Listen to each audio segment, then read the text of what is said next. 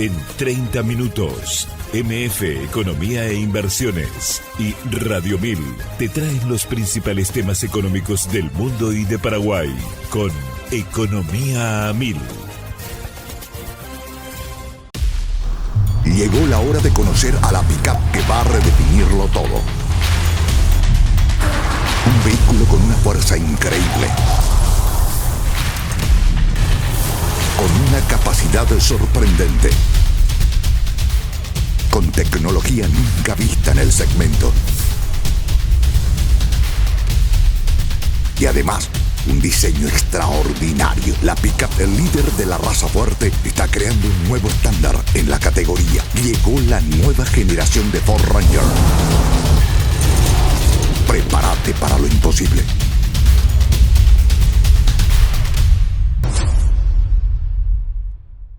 En Economía al Oído, Manuel Ferreira analiza los temas que marcan la economía global, regional y de Paraguay, con una mirada crítica y enfoque claro. Y si buscas noticias y voces claves del ámbito económico nacional, escucha también el podcast Economía a 1000, el espacio de entrevistas y actualidad. Dos miradas, una misma fuente. MF Economía e Inversiones. Muy buenos días, bienvenidos a una emisión más aquí de Economía a 1000. Muchas gracias por la compañía de todos los días. Quien les saluda, Prince Otto. Yo estoy junto con la compañera Ada Caballero. ¿Cómo estamos, Ada? ¿Qué tal? Bienvenida. Buenas, Prince, ¿todo bien y vos?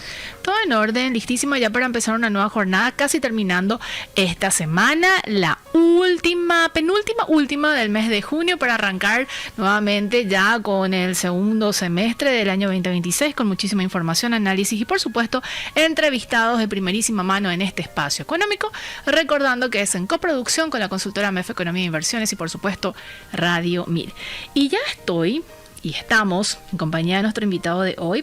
Él es Gustavo Masi, directivo de la Cámara Vial Paraguaya Cadialpa. ¿Cómo estamos, Gustavo? ¿Qué tal? Bienvenido. Gracias por estar con nosotros. Hola, Prince. Hola, Ada. ¿Cómo están? Un saludo para ustedes y para toda la audiencia de Radio 1000. Un gusto estar acá nuevamente con ustedes. Gracias, Gustavo, por la predisposición de siempre.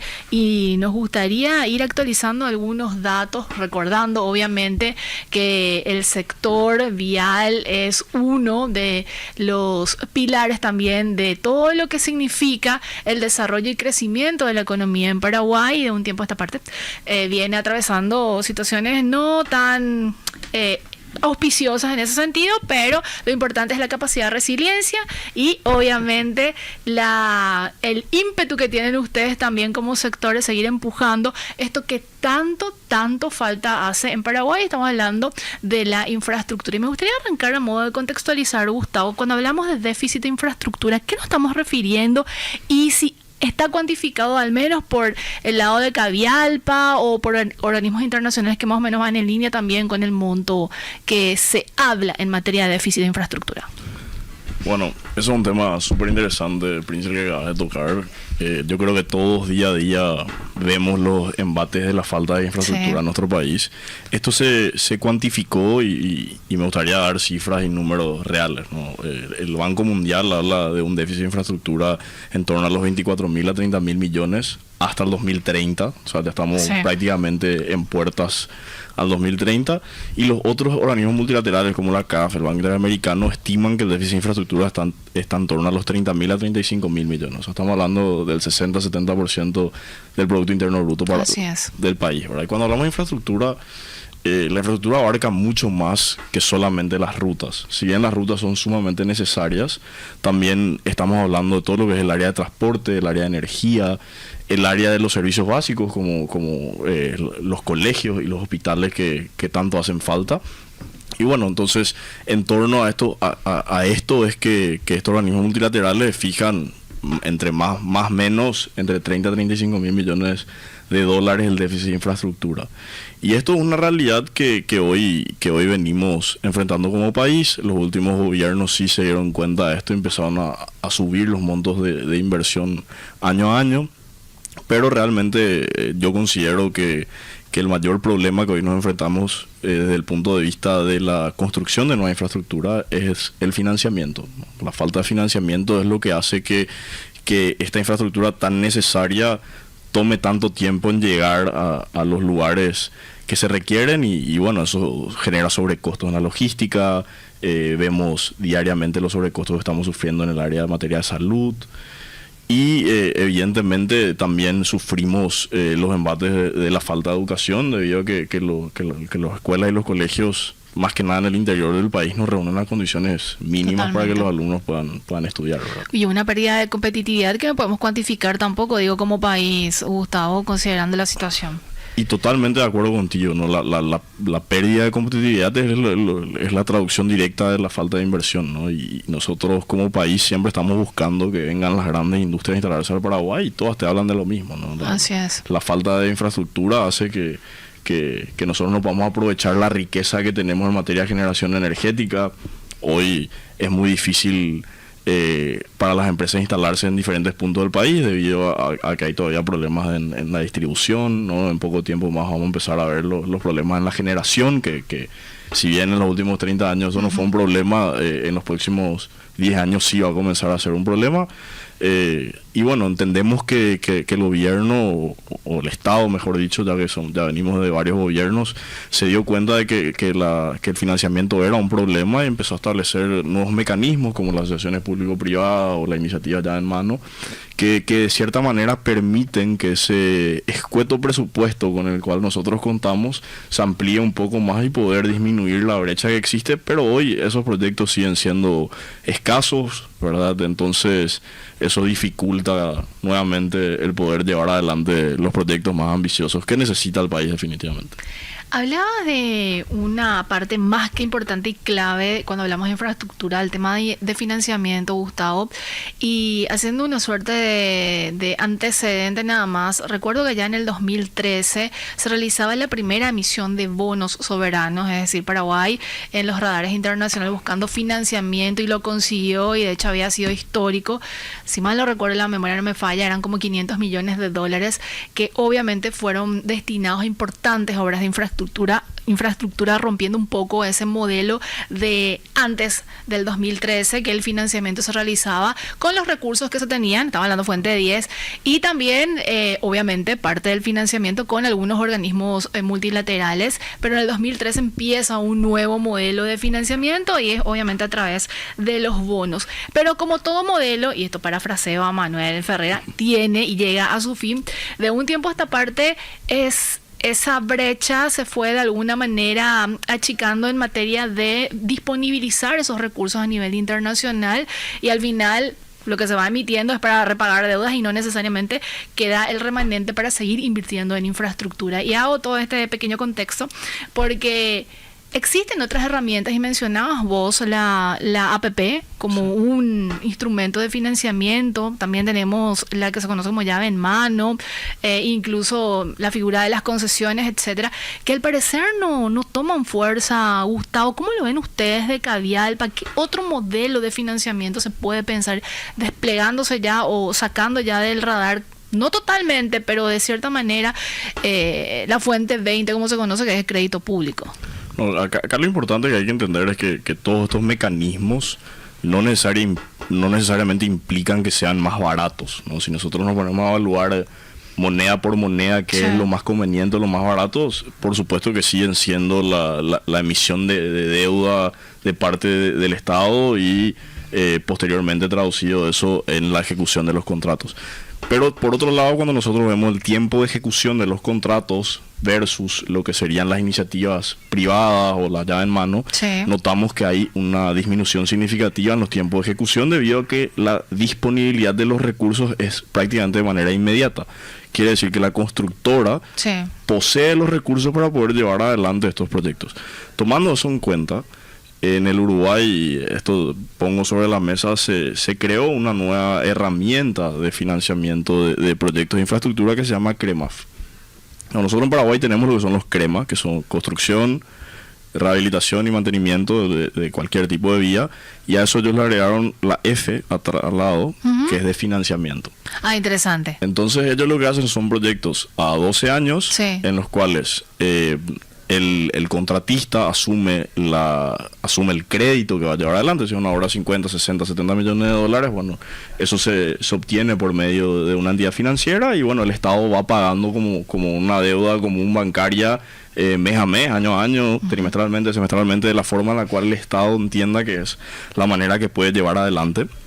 La construcción se realiza en 2 años y luego queda 10 años de mantenimiento, lo que también le permite al Estado pagar durante 12 años la deuda, porque acá lo importante de entender es por qué nos prenden mucho los proyectos de asociación público-privada, más que nada, y de concesiones, es porque definitivamente en el Paraguay todavía no tenemos el mercado suficiente para estos proyectos. Son muy pocos los proyectos APPables, como nosotros le llamamos, ¿verdad? El repago a la inversión no se da de manera inmediata. Y muchos lugares todavía a nosotros nos queda por desarrollar, lugares del interior que son sumamente importantes, ¿no? Entonces, si hablamos en el caso de rutas, bueno, no tenemos todavía el tráfico suficiente. Clarísimo. Entonces ahí ya es una cuestión política, porque si vos no tenés el tráfico suficiente, ¿en qué se traduce eso? En que tenés que elevar el valor del peaje. Así es. Y bueno, y ahí Y ya pagar, entramos. sí, entra un conflicto. Porque ahí existe un concepto utilizado en países del primer mundo que es que el que usa paga. Así es. O sea, está bien, el Estado puede entrar a poner una parte de los recursos, pero la mayor parte de esos recursos se deben de generar con el propio negocio, ¿verdad? Y ahí es donde todavía no encontramos una manera de trabajar con el Estado en el cual... porque van a haber rutas en el cual el peaje no va a ser 5.000, 10.000 ni 15.000 guaraníes, va a tener que ser 30.000 porque no tiene el tráfico suficiente. Quizás con el paso del tiempo, con el crecimiento de la zona, etcétera, etcétera, uno pueda reducir, pero a la hora de sentarse a negociar con los bancos para obtener ese tipo de préstamos, son préstamos millonarios de cientos de millones de dólares. Y a largo plazo. Y son a largo plazo, el banco necesita tener garantía, la entidad financiera necesita tener garantía, y eso es la única manera que van a poder obtener es por medio de un precio justo y razonable, que quizás no sea el precio justo en el cual hoy estamos hablando. De hecho, como Cavialpa venimos sosteniendo hace mucho tiempo ya que el valor de 5.000 o 10.000 guaraníes en el cobro del peaje es totalmente insuficiente para poder mantener la red vial. Y además la escasa cantidad de peajes que tenemos en el país también hace de que no se pueda mantener la red vial. Entonces, cuando nosotros transitamos por una ruta que muchas veces ya se construyó hace más de 10 años, los paquetes estructurales están calculados para un tránsito de 10 años. Sí. Y bueno, y vemos, qué sé yo, ciertas deformaciones, o vemos que en la calzada, para hablar en términos más sencillos, vemos que en la calzada se queda como la marca de la huella, hay cosas así. Es por el desgaste que ya viene sufriendo la infraestructura, y bueno, el ministerio no tiene los recursos suficientes como para estar manteniendo eso, ¿verdad? Y de hecho, recuerdo que cuando estábamos en la facultad siempre estudiábamos un gráfico muy básico de mantenimiento, ¿verdad? Que básicamente te demostraba, esto está demostrado en miles de estudios llevados adelante en diferentes países, de que si vos mantenés durante todos los años, vos le convertís a esa infraestructura en algo que perdura por mucho más tiempo. En cambio, cuando más tiempo pasa desde el último mantenimiento, más fácil la infraestructura se deteriora, y por sobre todas las cosas, más caro cuesta volverle a una infraestructura transitable o que sirva para su fin que fue diseñado. Entonces, lo que hay que entender, Prince, es que la ruta y todo lo que sea infraestructura en general son como tu casa. Sí. Si vos tu casa no pintás todos los años, probablemente empieza a tener humedad, empieza a tener ciertas cuestiones que van a ir deteriorando la estructura. Toda estructura está calculada para un cierto tiempo. Así es. No son... no es que, a ver, cuando nosotros construimos un puente, hacemos un cálculo a 50 o a 100 años, dependiendo del tipo de la magnitud del puente. No es que es para siempre, ninguna infraestructura se crea para siempre. Siempre que vos la puedas mantener, va a durar la mayor cantidad de tiempo posible. Pero hoy notamos que hay un déficit en el mantenimiento de la infraestructura. Hoy inclusive la propia ministra de Obras Públicas admite que hay un déficit en el mantenimiento de la infraestructura.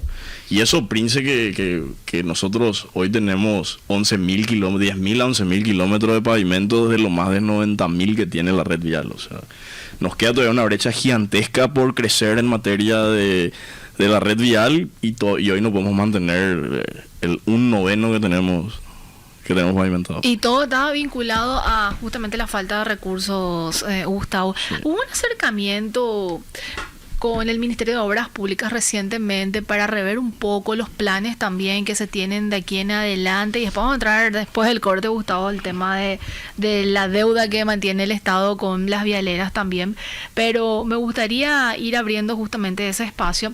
Si hubo una reunión con el Ministerio de Obras Públicas y Comunicaciones para repasar un poco las necesidades que se tienen, los proyectos, los planes, cómo están. De hecho, como gremio, nosotros venimos manteniendo reuniones periódicas prácticamente con el Ministerio de Obras Públicas. Cada 15 días se arma una mesa de trabajo en el cual estamos trabajando en los diferentes problemas que vamos teniendo con los contratos, de tal manera a poder darle una resolución más rápida en todo lo que se refiere especialmente a la parte técnica de los contratos, el manejo de los contratos.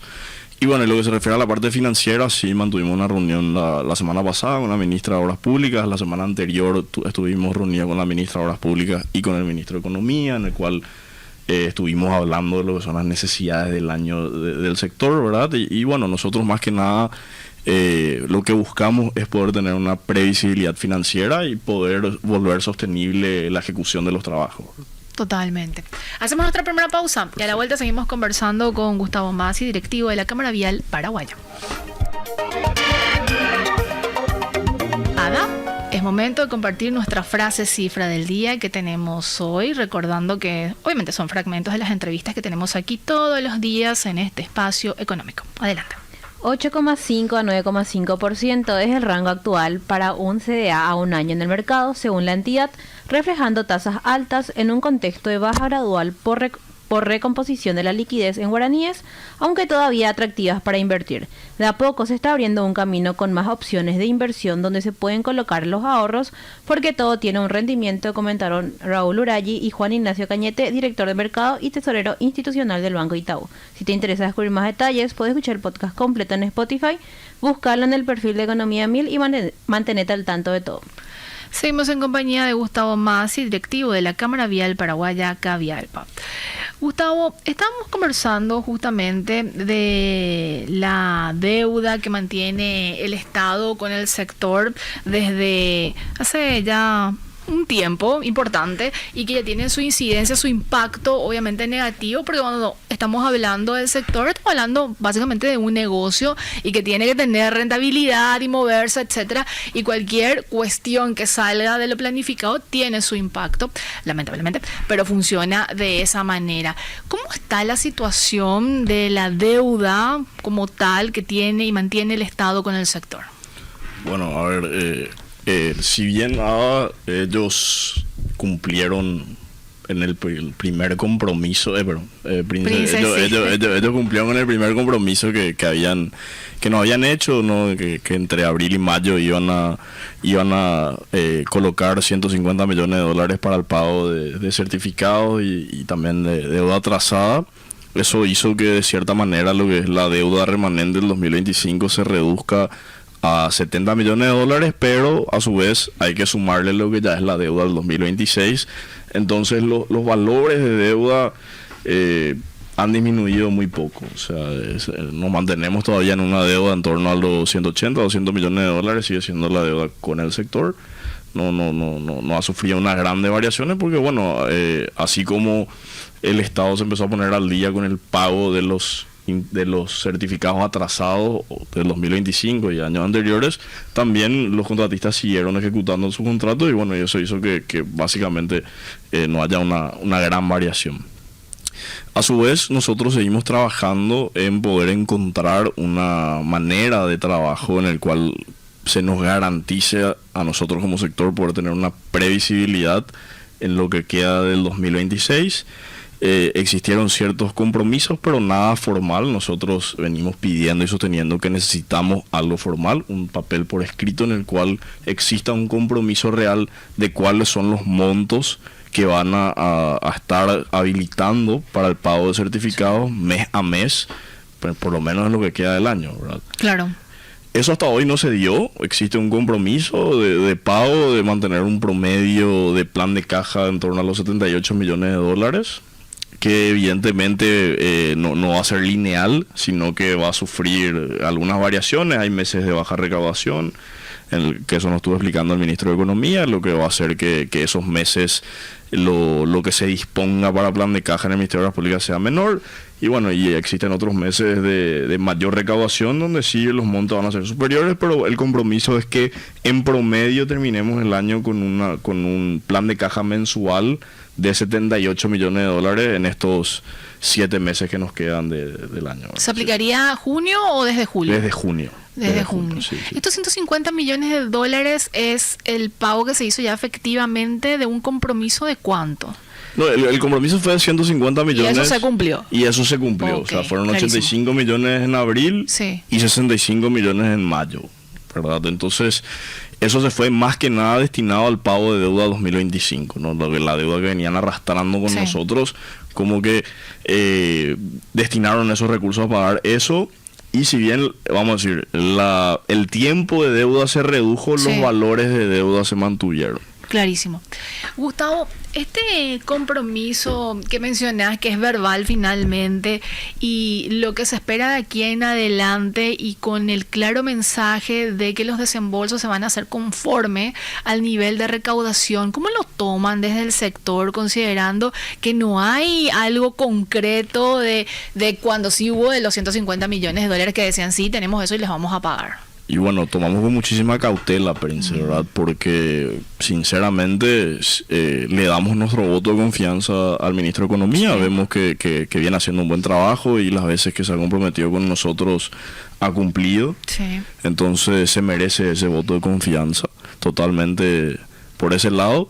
Pero a su vez también seguimos exigiendo o seguimos pidiendo que nos den un compromiso por escrito, algo formal, algo que formalice de tal manera también nosotros las empresas poder trasladar eso a nuestros proveedores, a las entidades financieras que nos financian y a todos los que formamos parte de esta cadena inmensa, de tal manera poder también nosotros reorganizarnos y poder en base a eso establecer los cronogramas de ejecución de los contratos, ¿verdad? Claro. Nosotros necesitamos poder tener esa previsibilidad, porque si no es muy difícil llevar adelante un negocio, ¿verdad? Por supuesto.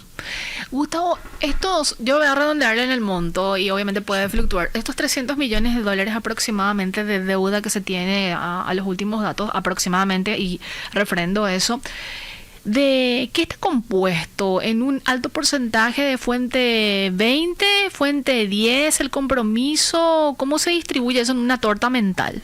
Y fondo local es entre el 20 y el 30%, y fondos externos estamos hablando entre el 70 y el 80%. O sea, la mayor parte de los contratos que hoy en día tiene ejecución en el Ministerio de Obras Públicas son fondos externos.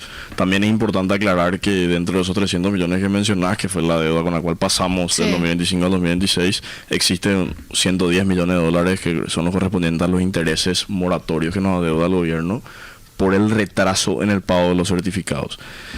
Eso, el día de ayer se aplazó lastimosamente el tratamiento en diputados, se postergó el tratamiento a otra reunión más. Nosotros ya estuvimos reunidos también con los diputados, les explicamos esto, entendemos los cuestionamientos, ¿verdad? Pero vemos que siguen tomando esto por el lado político, de quién fue el que contrajo la deuda, y al final del día lo que aquí hay que entender, Prince, es que el Estado es uno solo. Así mismo. Pasan los gobiernos, pero el Estado sigue siendo el mismo. Y acá la señal que se está dando al exterior es que el Estado quiere desreconocer una cuestión contractual. O sea, porque acá hay que ser muy bien claros. Nadie acá está queriendo cobrar nada que no figure en su contrato. O sea, recuerdo que en su momento el ex ministro de Economía salió a decir que queríamos cobrar intereses del 24 o 25%. Y bueno, yo le aclaro que en mi caso en particular no existe ese número. Y si existirá en algún contrato, será a lo sumo 1 o 2 contratos que figuraba de esa manera escrito en el contrato que se firmó, y eso es un contrato que elabora el Ministerio de Obras Públicas. O sea, claro, y que fue aceptado. Y que fue aceptado, y que fue firmado, y que fue refrendado. O sea, así mismo. Entonces, de última, la responsabilidad la tiene un funcionario público, no la tiene el contratista, porque yo te aseguro que ese contratista, el banco, a la hora de hacer ese descuento, porque acá lo que hay que entender es que Sí. ¿por qué nosotros reclamamos los intereses moratorios? Porque nosotros, el banco ya nos cobró eso. Nosotros, en su momento, cuando existió una deuda muy grande con el sector, encontramos una figura de la cesión de derecho, que fue un factoring, en el cual el banco ya nos descontaba a nosotros los intereses moratorios que nosotros íbamos a cobrar en nuestro contrato, y ellos te efectivizaban los recursos. Sí. Entonces yo te aseguro que a ese contratista que tenía más de 20%, el banco ya le cobró ese 20%. Incluso más capaz. Incluso más, sí. ¿verdad? Y también hay que entender que esta es una deuda que se extendió por más de 3 años. Entonces, si nosotros hacemos el interés compuesto, te aseguro que el valor que te va a salir como interés compuesto es mucho mayor al interés que nosotros estamos queriendo cobrar. Nosotros lo único que queremos es recuperar parte de nuestros recursos. Gustavo, ¿por qué se tiene que hacer a través del Congreso? ¿Por falta de reconocimiento justamente o se propuso eso buscando una fuente de financiamiento? No, realmente, Prince, ahí hay opiniones diferentes en lo que se refiere a la interpretación jurídica que se le puede dar a esto, ¿verdad? El exministro de Economía mantenía firme su postura de que si vos no hiciste una resalva de que se te debían intereses a la hora de pagarte el capital, entonces vos no tenías nada que reclamar. El Código Civil habla de la resalva, pero habla en casos específicos en el cuales no está taxativamente escrito el monto que te corresponde a vos cobrar por intereses por mora, ¿verdad? Entonces, ante esa discusión y ante esa disyuntiva de que corresponde o no corresponde, fue que se propuso la figura de sacar una ley especial que blinde de cierta manera a todos los actores de poder pagar esta deuda, que es una deuda real y fidedigna, por así decirlo, documentada, refrendada, para que nadie se sienta amenazado con que en el futuro puedan venir a cuestionarle de por qué abonaron esa deuda, ¿verdad? Okay. Históricamente esto se ha pagado, Prince, y nunca se necesitó que esté escrito en una resalva al recibo de que todavía te den intereses, ¿verdad? O sea, nunca. Esta es la primera vez que sucede. Y además también hay que ser muy muy honestos en esto. O sea, el gobierno nosotros nos planteó una alternativa de pago. O sea, nos dijo, yo te pago hasta el 9,9% de interés. ¿Y en qué quedó eso, Gustavo? Y bueno, así está saliendo la ley. O sea, si a nosotros nos preguntaban, nosotros lo que queremos es que se respeten los contratos. Claro. Lo que establece el contrato es lo que nosotros entendemos que se debería hacer, ¿verdad? Porque si no, pues estamos hablando de que ¿cuándo es la única manera en la cual vos tenés la posibilidad de hacer un descuento? Y te pongo acá vos que sos experta en la parte económica. No, yo de tu sector, no es broma, decime. ¿Cuándo es la única, o sea, cuándo vos podés negociar tu deuda con tu acreedor? Cuando ya no podés pagarlo. Correcto. Entonces, ¿qué significa? Que vos estás en mora. En default, ¿verdad? O sea, si estás en default es porque poder, ahí es donde entras a no ser que tengas ahí flotando una posibilidad, que creo que es casi la situación de todo el sector. Pero entonces lo que yo me pregunto, ¿el Estado paraguayo está en default? No, creería que no. Entonces, ¿por qué tiene que negociar con sus acreedores? Es una buena pregunta. Esa es la pregunta que yo siempre le hago y nadie me puede responder, ¿verdad? Porque si nosotros no estamos en default, ¿por qué entonces tenemos que negociar con los acreedores? Porque la única manera, legalmente hablando, que yo tengo para negociar con un acreedor es si yo me voy a una convocatoria de acreedores y le digo, mira, yo no te puedo pagar, no tengo forma de pagarte. Que palabras más, palabras menos es lo que vienen expresando en las mesas que tienen. Por eso tratan de buscar alternativas de Pero de en pago. teoría somos la mejor economía de América Latina, entonces... Sí. Ahí es donde yo no entiendo la disyuntiva, ¿verdad? Y recuerdo que el ex ministro Banana Ferreira en su momento en un foro dijo esto mismo, ¿verdad? O sea, por un lado pintamos que estamos mal económicamente, pero por otro lado decimos que somos la joya de América Latina. Entonces, creo que tenemos que ser un poco más elocuentes en la manera en la que hablamos. No hay problema, nosotros somos paraguayos, Prince. Nosotros vamos a aceptar las condiciones de juego y entendemos y haremos lo posible para ayudar a nuestro país siempre. Pero también entendemos de que las reglas estaban escritas y que uno tiene que cumplir los contratos. Es importante dar seguridad jurídica en este país, porque si no es muy difícil de que aterricen las grandes inversiones. Nosotros le pedimos a los grandes magnates del mundo que vengan a invertir a Paraguay, pero ¿qué seguridad le damos si a nuestros propios proveedores no les cumplimos los contratos? Gustavo, componente de los intereses, así como está, lo ven muy, muy lejos de que puedan ser cobrados considerando la situación de la deuda misma. En teoría se va a resolver en las próximas semanas. Se debería dar tratamiento a esta ley, se debería aprobar, el Ejecutivo debería promulgar y en base a eso, según lo que nos dicen, estarían haciendo una emisión de tal manera poder pagar eso y abonar lo antes posible. Yo no creo que eso se dé en los próximos 3 meses, ojalá. Pero Esperemos. como vienen las cosas, realmente, Prince, no sé si será el caso. Ojalá yo esté equivocado y ojalá me cierren la boca y realmente en los próximos 3 meses estemos cobrando, sea el monto que sea, estemos cobrando. Hacemos nuestra última pausa y a la vuelta seguimos conversando con Gustavo Masi sobre la situación del sector de la construcción, principalmente las obras vinculadas al Estado, nivel de endeudamiento y bueno, también perspectivas. Seguís escuchando Economía Mil y gracias por la compañía. Y aquí seguimos en compañía de Gustavo Masi, directivo de la Cámara Vial Paraguaya, CAVIALPA. De alguna manera, esta información que acabo de compartir, Gustavo, genera ciertas buenas expectativas de lo que va a ser el segundo semestre. ¿Ya tenían también incorporado eso como información o...?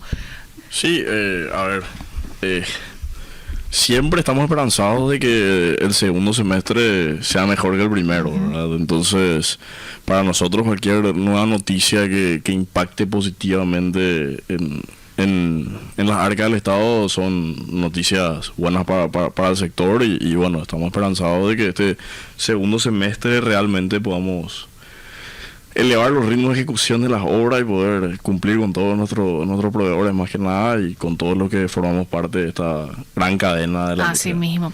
Hubo una desaceleración en el nivel de ejecución de las obras en el primer semestre, si lo comparamos quizás con el anterior, o no hay punto o parámetro de comparación, Gustavo. Bueno, con el anterior en particular, ya veníamos sufriendo una desaceleración importante en lo que fue el segundo semestre del 2025 y bueno, eso se mantuvo por lo menos los primeros 4 meses del año. Nosotros vemos que si bien hubo una desaceleración, también otros contratos empezaron a tomar mucho ritmo, ¿verdad? Porque ya algunos contratos empiezan a entrar en lo que es la etapa de asfáltica y bueno, eso demanda una cantidad de recursos y a su vez también aumenta la ejecución significativamente. Y también estaban también muchos contratos con algunos problemas técnicos que impedían que puedan entrar los certificados. Entonces como que eso se subsanó en estos primeros meses y eso también permitió que la ejecución en sí de lo que es el Ministerio de Obras Públicas no disminuya sustancialmente, pero sí vos podés notar una desaceleración importante en el ritmo de ejecución de muchos contratos. ¿Hubo un impacto ya considerable en materia de el plantel de recursos humanos que hayan visto y sondeado y ya marcado como estadística, Gustavo, con esta situación? Todavía no tenemos números exactos del sector, pero sí notamos que las empresas de cierta manera empezaron a achicarse significativamente. Ya se dieron cuenta de que era importante tener controlados los factores de mano de obra, entonces de cierta manera disminuyeron el plantel de personales. Esto evidentemente, como una industria muy volátil, puede significar un aumento siempre y cuando el gobierno disponibilice los recursos. Al mes siguiente nosotros podemos captar de vuelta esa mano de obra y devolver a los ritmos esperados de mano de obra que se esperan para el sector de la construcción pública, más que nada. ¿De cuántas personas estamos hablando que emplean el sector de la construcción? Bueno, ayer salió un dato real. El sector de la construcción hoy en día está empleando a 280.000 personas, las cuales 200.000 personas están en el sector privado, o sea, están haciendo construcciones privadas, todo lo que es la parte de construcción de edificios, etcétera, etcétera, que se están llevando adelante en todo el país. Realmente eso es digno de destacar. Sí. Se están llevando adelante no solamente aquí en Asunción y en Gran Asunción, sino también en Encarnación, Ciudad del Este, ¿verdad? Que son polos de crecimiento también hoy en día. Entonces, ahí estamos notando una cifra en torno a los 200.000 y más o menos lo que es el sector público, lo que es la infraestructura pública, en torno a los 80.000 personas, que no es poco, ¿verdad? O sea, no, la verdad que no. Y con respecto al sistema financiero, ¿cómo está a nivel de morosidad? ¿Está en aumento? ¿Preocupa eso? Sí, por sobre todas las cosas, eso es un tema importante que el que acabas de mencionar. A nosotros lo más preocupante es que se perdió un poco la confianza del sector financiero en la industria de la construcción y bueno, eso se debió también en base se debe en base a la falta de previsibilidad que estamos sufriendo en el sector. Entonces hay ciertas entidades bancarias que resolvieron que ya no van a estar dando líneas de crédito al sector, lo cual es malísimo para el país, ¿verdad? Porque nosotros llevamos adelante muchísimas, independientemente del capital operativo que podamos obtener de ellos, también llevamos adelante muchas inversiones en compra de equipos, en aumento de infraestructura, etcétera, etcétera. Nosotros realmente lo utilizamos mucho en el sector bancario y en vista a todas estas noticias que están saliendo y bueno, ya la realidad de que la morosidad con el sector financiero de parte de la industria de la construcción aumentó. No tengo el número exacto, pero te voy a compartir contigo. Fue una medición que recibimos el mes pasado. Eso hizo que ciertos bancos tomen la postura de no seguir apostando por la industria de la construcción, algo que para nosotros es sumamente delicado y bueno, estaremos trabajando en los próximos meses para poder recuperar de vuelta esa confianza. Si tuviéramos que de alguna manera hacer una reflexión final, Gustavo, para el segundo semestre, remarcando lo que ya estuvimos conversando también aquí en este espacio, ¿qué es lo que esperan desde el sector de la construcción o algún pedido en particular para el Estado, no gobierno, para el Estado puntualmente?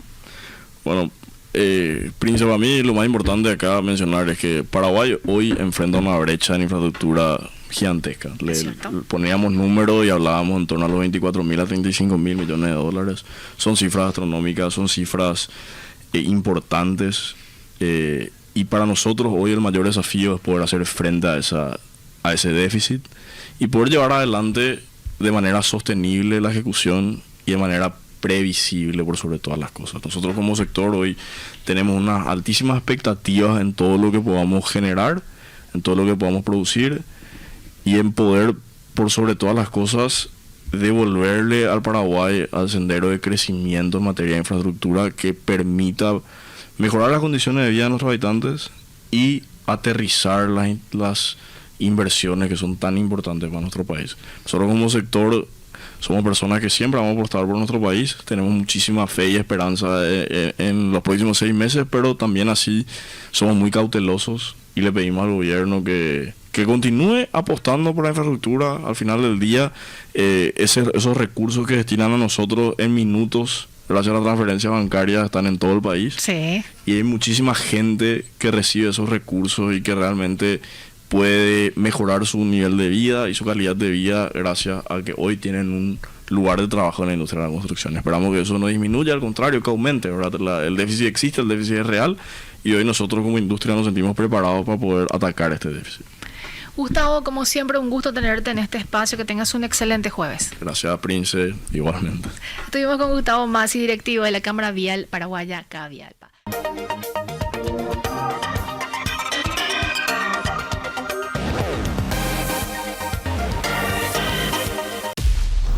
Llegó la hora de conocer a la pick-up que va a redefinirlo todo. Un vehículo con una fuerza increíble, con una capacidad sorprendente, con tecnología nunca vista en el segmento. Y además, un diseño extraordinario. La pick-up, el líder de la raza fuerte, está creando un nuevo estándar en la categoría. Llegó la nueva generación de Ford Ranger. Prepárate para lo imposible.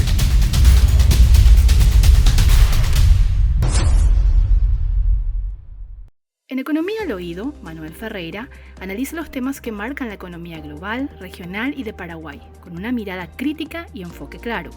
Y si buscas noticias y voces claves del ámbito económico nacional, escucha también el podcast Economía MIP, el espacio de entrevistas y actualidad. 2 miradas, una misma fuente. MF Economía e Inversiones.